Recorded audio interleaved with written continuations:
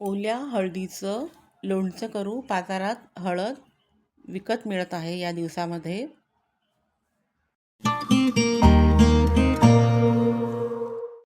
नमस्कार मंडळी, welcome to निराली माय चॅनल.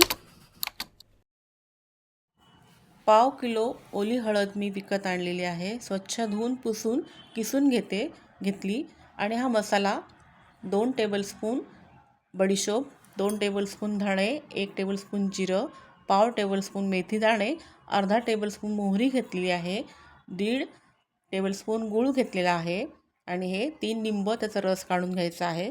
लोणच्यासाठी हा मसाला आपण करत आहोत. तर हा सर्व जिन्नस, कोरडे जिन्नस मी भाजून घेत आहे.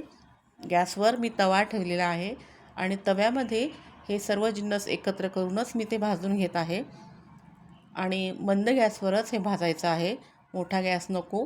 एखादा मिनिटच ते भाजून घ्यायचं आहे. जास्त भाजलं तर त्याची कडूसर चव येते, म्हणून एखादा मिनिटच भाजून घ्यायचे.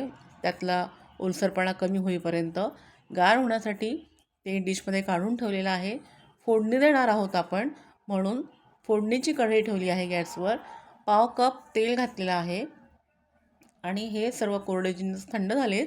मिक्सरमधनं ते फिरवून घेते आहे. पहा, थोडंसं जाडसरच ते वाटून घेतलेलं आहे मिक्सरमधून आणि ते असं दिसतंय. ओली हळद धुवून पुसून घेतली आणि ती किसून घेतलेली आहे. थोडं जास्त वेळ झाला तर रंग बदलतो, म्हणून ती काळजी घ्यायची. फोडणी घालण्यावर तेल गरम झालेलं आहे.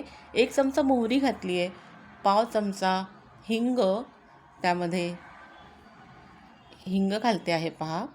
आणि ही फोडणी थोडी गार होते तोपर्यंत इकडे ही किसलेली हळद जी आहे त्यामध्ये सर्व मसाला केलेला तो घातलेला आहे आणि त्यामध्ये गूळ, 1.5 टेबलस्पून गूळ तो घातलेला आहे. गुळाचे खडे आहेत ते मोडून घ्यायचे आहेत आणि लिंबाचा रस तो घातलेला आहे. लिंबाचा रस थोडासा जास्त घातला, 4-5 लिंबाचा, तरीसुद्धा चालतं.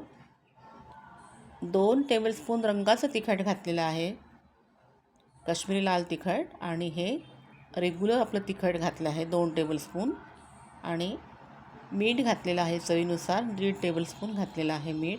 आणि हे सर्व जिन्नस एकत्र करते. तिखट आपल्या आवडीनुसार कमी जास्त करू शकतो. हे सर्व जिन्नस एकत्र करते.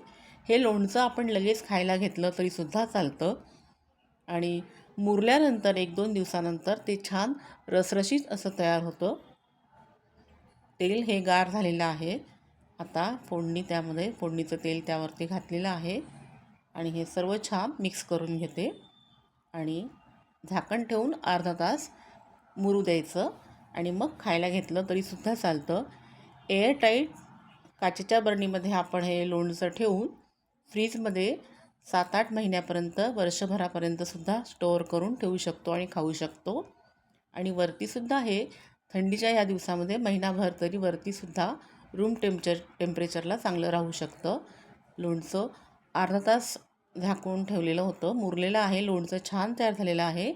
ओल्या हळदीत प्रतिकारशक्ती चांगली असते. आपणही करून बघा. Please like, share and subscribe निराली माय चॅनल. थँक्यू.